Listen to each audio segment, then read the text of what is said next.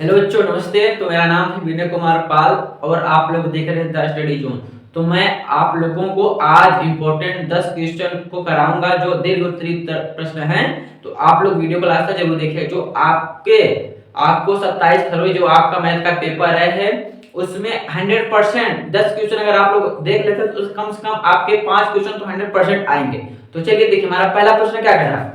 हमारा पहला प्रश्न कह रहा है कि 2x² माइनस एक्स प्लस 1/8 बराबर 0 को गुणनखंड विधि से हल कीजिए। हमें गुणनखंड विधि से हल करना है।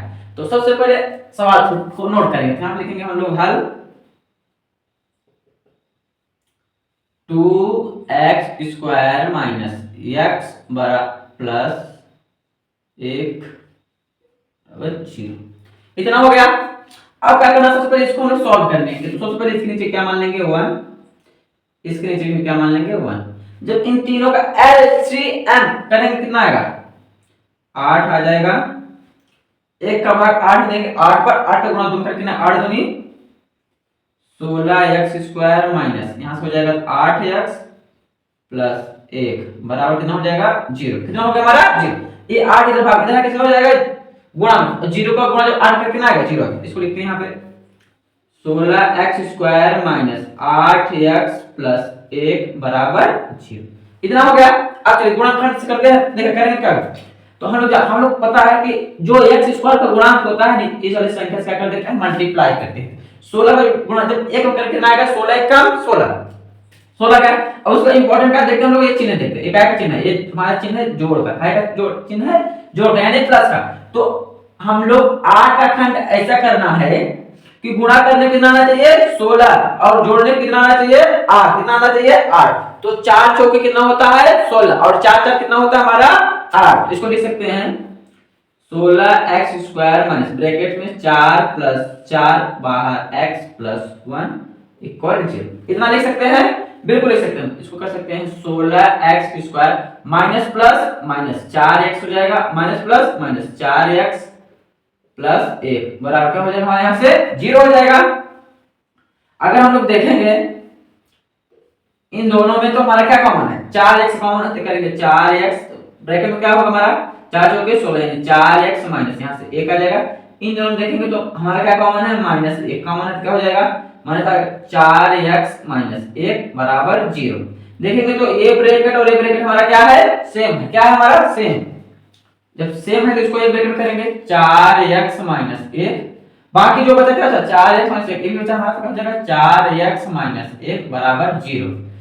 तो हम लोग एक को लेते हैं क्या हो जाएगा 4x माइनस 1 बराबर 0। 4x बराबर ये माइनस इधर किसमें हो जाएगा प्लस में हो जाएगा। x बराबर करेंगे कितना आएगा 1/4 आ जाएगा। ये हमारा क्या हो जाएगा उत्तर हो जाएगा। एक गुणनखंड विधि से हमने इस समीकरण को हल कर दिया है। x पर कितना 1/4 आ गया है। तो आप लोग इसे नोट कर लीजिए। देखिए हमारा दूसरा प्रश्न क्या कह रहा है कि रेखा युग x प्लस 2y बराबर 13 तथा 2x प्लस y इक्वल 11 को प्रतिस्थापन विधि से हल कीजिए। हमें इसे प्रतिस्थापन विधि से सॉल्व करना है। सबसे पहले लिखते हैं यहाँ पे x प्लस 2y बराबर 13, 2x प्लस y बराबर 11। इसको पहला समीकरण मान लेते हैं, इसको दूसरा समीकरण मान लेते हैं। इसे हमें प्रतिस्थापन विधि के द्वारा सॉल्व करना है। तो पहले समझते हैं प्रतिस्थापन विधि होता क्या है। देखिए प्रतिस्थापन विधि का मतलब होता है कि एक पद को दूसरे पक्ष में प्रतिस्थापित करना। ये हमारा क्या होता है प्रतिस्थापन विधि। चलिए करते हैं। सबसे पहले हम लिखेंगे समीकरण 1 से। अब समीकरण हमारा क्या है x प्लस 2y बराबर 13 है। ये 2y इधर प्लस इधर किसमें हो जाएगा मान अभी मैंने बता के प्रतिस्थापित करते हैं एक पद को। तो हो जाएगा x बराबर 13 माइनस 2y। इसको हम समीकरण 3 मान लेते हैं। और जिस समीकरण से ये x का मान निकाले हैं उस समीकरण में इस x का मान को नहीं रखेंगे, जो दूसरा होगा यहां लिखेंगे x का मान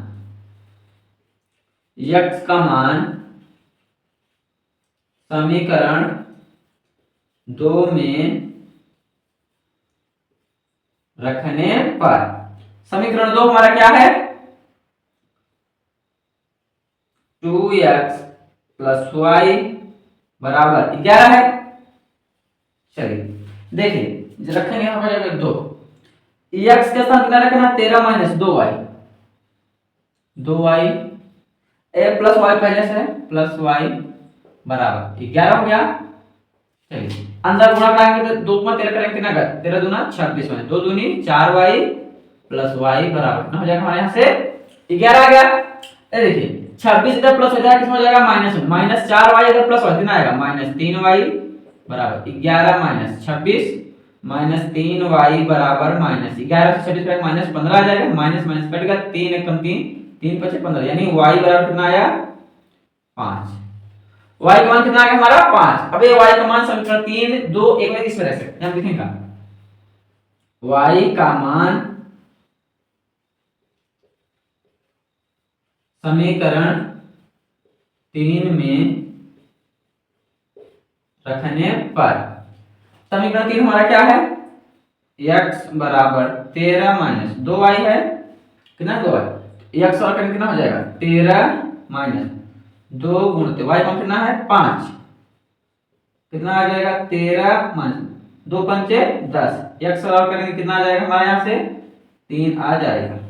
तो x मान कितना आ गया हमारा 3 और y मान कितना आ गया हमारा 5। इस प्रकार से हम लोग प्रतिस्थापन विधि से किसी भी रेखाएं को सॉल्व कर सकते हैं। तो आप लोग इसका स्क्रीनशॉट ले लीजिए, मैं हट जाता हूं।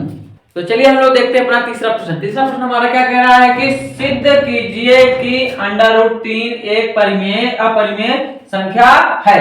हमें √ को अपरिमेय संख्या सिद्ध करना है। तो चलिए हम लोग करते हैं।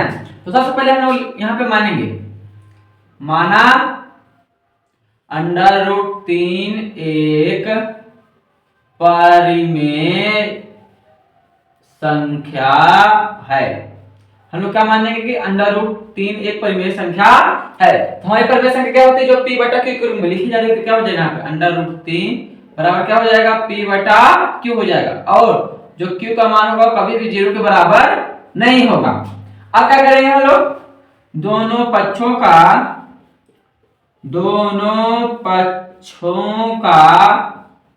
वर्ग करने पर हम लोग दोनों पक्षों का वर्ग करेंगे तो क्या हो जाएगा √3 का स्क्वायर बराबर p बटा q का स्क्वायर हो जाएगा। कितना हो जाएगा √3 का स्क्वायर हमारा होता है 3 बराबर p का स्क्वायर बटे क्या हो जाएगा हमारा q का स्क्वायर हो जाएगा। इतना हो जाएगा कि नहीं। अब देखिए अब जब सॉल्व करेंगे हम लोग तो इसको इस एक q को इधर लाएंगे क्या हो जाएगा हमारा 3q बराबर p स्क्वायर बटे q। इतना हो गया हमारा। अब देखेंगे क्या जो 3 और q एक करेंगे देखेंगे हमारा क्या है पूर्णांक है। क्या है हमारा ये पूर्णांक है। अगर इसको देखेंगे तो हमारा क्या है भिन्न संख्या। क्या है भिन्न संख्या। और ये दोनों कभी भी आपस में बराबर नहीं होती है। पूर्णांक और भिन्न आपस में कभी भी बराबर नहीं होता है। तो जो हम लोग माने थे कि √3 एक परिमेय संख्या क्या हो जाएगी गलत हो जाएगी। यहाँ पे कहा हमारी कल्पना गलत है। हमारी कल्पना क्या है गलत है। इसलिए √3 एक अपरिमेय संख्या है। ठीक इसी प्रकार आपको बोर्ड में करना है। आपको 3 अंक तो 100% कोई काट नहीं सकता। तो आप लोग इसको नोट कर लीजिए। चलिए हम लोग करते हैं अपना चौथा सवाल। तो देखिए हमारा चौथा प्रश्न क्या कह रहा है कि 3√2 बटे 3 + √2 का परिमेयकरण कीजिए। बहुत ही सरल तरीके से हम लोग परिमेयकरण करते हैं। तो सबसे पहले लिखेंगे जो दिया है यहाँ पे 3√2 बटे कितना है हमारा 3 + √2। जब परिमेयकरण करते हैं तो हम लोग हर क्या करते हैं जब करेंगे तो यहाँ पे प्लस है। जब परिमेयकरण करते हैं तो चिन्ह हमारा क्या हो जाता है बदल जाता है। यहाँ क्या हो जाएगा 3 - √2 बटे क्या हो जाएगा 3 - √2 हो जाएगा। इतना हो गया। अब जब करेंगे तो यहाँ पे देखिए इसका इसमें मल्टीप्लाई करेंगे इसका इसमें करेंगे तो ध्यान से देखिएगा 3√2 एक ब्रैकेट में दूसरे ब्रैकेट में हो जाएगा 3 - √2। इसको जब करेंगे तो क्या हो जाएगा हमारा 3 + √2 3 - √2।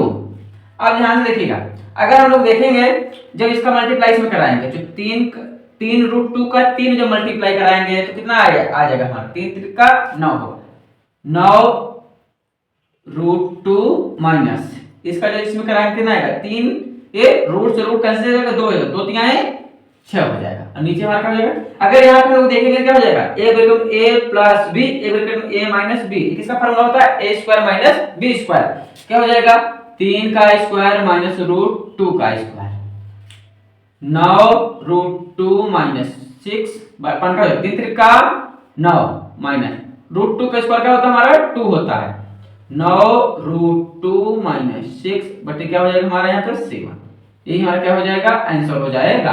तो आई होप कि आप लोगों को समीकरण करना समझ में आ गया होगा, तो आप लोग इसको नोट कर लीजिए। चलिए देखते हैं हम लोग अपना पांचवा प्रश्न। तो देखिए हमारा पांचवा प्रश्न कह रहा है कि एक गोले का आयतन 288 पाई सेंटीमीटर क्यूब है, तो इसका संपूर्ण पृष्ठ ज्ञात कीजिए। बहुत ही सरल सवाल है, इसको मात्र आप 2 मिनट में सॉल्व कर सकते हैं। चलिए करके दिखाते हैं मैं आप लोगों को। तो हमें दिया क्या गया है, दिया है क्या, दिया है हमें दिया है कि गोले का आयतन, गोले का आयतन, गोले का आयतन दिया है, कितना दिया गया है 288 पाई सेंटीमीटर क्यूब हमें दिया गया है, एक गोले का आयतन दिया गया है। अब हम लोग जानते हैं कि हमारे गोले का आयतन का फार्मूला क्या होता है, गोले का आयतन का फार्मूला हमारा होता है 4/3 पाई आर क्यूब बराबर क्या हो जाएगा 288 पाई, ये हमारा हो जाएगा। अब पाई से पाई क्या हो जाएगा हमारा कट जाएगा, ये 3 इधर भाग जाएगा कितना हो जाएगा गुणा में, ये 4 इधर किसमें हो ऊपर अंश में, इधर कितना हो जाएगा हर में, आर क्यूब बराबर क्या हो जाएगा 288 गुणते 3 बटे हमारा क्या हो जाएगा यहाँ से 4 हो जाएगा, कितना हो जाएगा 4 हो जाएगा, काट देंगे कितना आ जाएगा हमारा 4 सते 28, 4 दूनी 8 गुणते 3 बराबर क्या हो जाएगा इधर आर क्यूब, आर क्यूब बराबर करेंगे कितना आ जाएगा 3 दूनी 6, 3 सता 21, 216 आ जाएगा। आर बराबर करेंगे कितना आ जाएगा घनमूल यहाँ पे 216, जब आर बराबर करेंगे इसका मान कितना आएगा 6 आ जाएगा, कितना आ जाएगा 6 आ जाएगा, आर का मान कितना आ गया हमारा 6 आ जाएगा। अब हमसे क्या पूछ रहा है, संपूर्ण पृष्ठ पूछ रहा है। तो हम लोग जानते हैं जो हमारा गोला होता है, यानी गोला का संपूर्ण पृष्ठ बराबर हमारा क्या होता है, गोले का संपूर्ण पृष्ठ बराबर क्या होता है हमारा 4 पाई आर स्क्वायर होता है, कितना होता है 4 पाई आर स्क्वायर होता है, 4 पाई इंटू आर का मान कितना है हमारा 6 है, 6 का स्क्वायर हो जाएगा 4, पहले इसको लिखते हैं 6 छन 36 पाई हो जाएगा, 4 छन 24, सॉरी 24 में कितना होता है हमारा 4, 4 3 12 2 14 हो जाएगा, ये पाई सेंटीमीटर स्क्वायर हो जाएगा। यही हमारा होगा संपूर्ण गोले का संपूर्ण पृष्ठीय क्षेत्रफल कितना आएगा 144 पाई सेंटीमीटर स्क्वायर आ जाएगा। आई होप कि आप लोग समझ में आया होगा, तो नोट कर लीजिए, स्क्रीनशॉट ले लीजिए। तो चलो बच्चों हम लोग देखते हैं अपना छठा सवाल। तो देखिए हमारा छठा प्रश्न क्या कह रहा है कि अभाज्य गुणनखंड विधि द्वारा 96 और 404 का एचसीएफ ज्ञात कीजिए। इसको कैसे सॉल्व करेंगे, यहाँ से पहले हम लोग लिखेंगे हल, और सबसे पहले हम लोग 96 का अभाज्य गुणनखंड निकालेंगे। तो 96 का अभाज्य गुणनखंड करेंगे कितना आएगा, यहाँ पे हमारा आ जाएगा 2 चौके 8, 2 8 16 हो जाएगा, यहाँ पे 2 दूनी 4, 2 चौके 8 हो जाएगा, 12 दूना 24, 6 3 1 कट गया। अब यहीं पे निकाल लेते हैं 404 का अभाज्य गुणनखंड, करेंगे कितना आ जाएगा 2 0 2 आ जाएगा, फिर करेंगे कितना आएगा 1 0 1, एक फिर किसी ने कटेगा इसी से कटेगा, एक कट गया। अब करते हैं तो देखिए क्या हो जाएगा हमारे यहाँ पे 96 करेंगे कितना आएगा, 96 का हमारा कितना आएगा यहाँ पे 2 गुणते 2 गुणते 2 गुणते 2 गुणते 2 गुणते 3 कितना आया है, और 404 का क्या है हमारा यहाँ पे 2 गुणते 2 गुणते 101 आया है। देखिए एचसीएफ का मतलब होता है हाईएस्ट कॉमन फैक्टर, जो दोनों में मिले वही हमारा क्या होता है एचसीएफ होता है। देखिए इसमें क्या मिल रहा है, एक ए मिल रहा है और एक हमारा ए मिल रहा है, बाकी कुछ चीज मिल रहा है नहीं मिल रहा है, हम लिखेंगे का HCF ब्रैकेट में क्या लिखेंगे 96, 404 बराबर क्या हो जाएगा 2 गुणते 2 बराबर क्या हो जाएगा हमारा 4, यही हमारा क्या हो जाएगा आंसर हो जाएगा। समझ में आया, आप लोग इसको स्क्रीनशॉट कर लीजिए। सवाल क्या कह रहा है कि सिद्ध कीजिए कि √5 एक अपरिमेय संख्या है। इसको कैसे सॉल्व करेंगे चलिए देखते हैं। तो हम सबसे पहले हम लोग मानेंगे, माना √5 एक परिमेय संख्या है। अब देखिए परिमेय संख्या क्या होती है, जो p बटा q के रूप में लिखी होती है और q का मान कभी भी 0 के बराबर नहीं होता है। जो हमारा p और q है एक क्या है, हमारा पूर्णांक है। क्या है, हमारा एक पूर्णांक है। अब क्या करेंगे, अगर इस स्टेप में दोनों पक्षों का हम लोग यहाँ पे वर्ग करेंगे। क्या करेंगे, दोनों पक्षों का वर्ग करेंगे। तो यहाँ पे √5 का स्क्वायर हो जाएगा, p का स्क्वायर बटे हमारा क्या हो जाएगा, यहाँ पे q का स्क्वायर हो जाएगा। अब इसके आगे क्या करेंगे, जब इसके आगे सॉल्व करेंगे हम लोग यहाँ पे,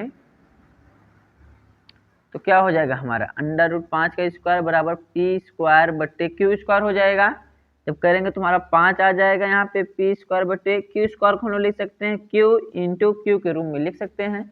उसको इस q को इधर लाएंगे तो हमारा क्या हो जाएगा, 5q बराबर p स्क्वायर बटे q हो जाएगा। क्या हो जाएगा, हमारा q हो जाएगा। अगर हम लोग देखें तो q हमारा क्या है, पूर्णांक है, और 5 भी हमारा क्या है, पूर्णांक है। तो जब पूर्णांक पूर्णांक का गुणा होता है तो हमारा क्या आता है, पूर्णांक। अगर यहाँ पे देखेंगे तो p बटा q, तो ये हमारा क्या हो जाएगा, भिन्न हो जाएगा। क्या हो जाएगा, हमारा ये भिन्न हो जाएगा। लेकिन आप लोग बताइए, क्या कोई पूर्णांक और भिन्न आपस में कभी बराबर होता है, बिल्कुल भी नहीं होता। तो हम लोग यहाँ क्या लिखेंगे, यह असंभव है कि पूर्णांक और भिन्न कभी भी आपस में बराबर नहीं होता है। तो हम लोग क्या कहते हैं, इसलिए हमारी कल्पना गलत है। जो हम लोग माने थे हमारी कल्पना क्या है, गलत है। तो यहाँ पे लिख देंगे अतः √5 एक परिमेय संख्या है। इसी प्रकार अगर आप लोग बोर्ड एग्जाम में लिखते हैं तो आपको पूरे 3 अंक अवश्य मिलेंगे। तो वीडियो को लाइक करके, चैनल पे नए हो तो चैनल को सब्सक्राइब जरूर कर लीजिएगा।